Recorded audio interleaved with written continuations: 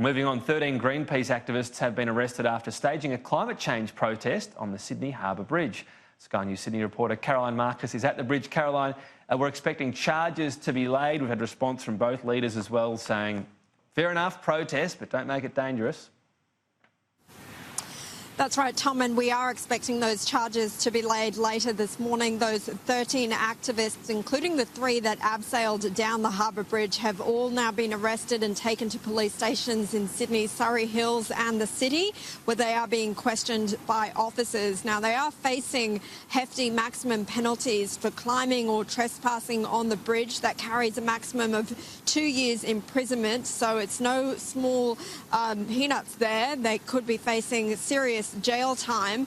But in terms of the response, we have heard from Prime Minister Scott Morrison. He was being urged by these activists to declare a climate emergency. This is what he had to say.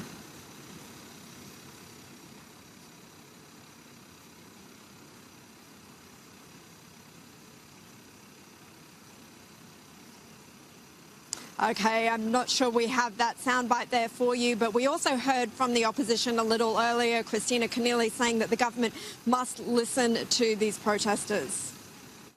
Right now, people are wanting action on climate change. They want a government that takes the issue seriously and takes real action.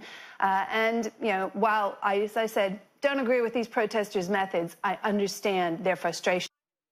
Now, the Prime Minister, Scott Morrison, was actually making the point a little bit earlier that fair enough, these protests can go ahead, protests are part of democracy, but not when it disrupts people on their way to work in peak hour traffic on the Harbour Bridge.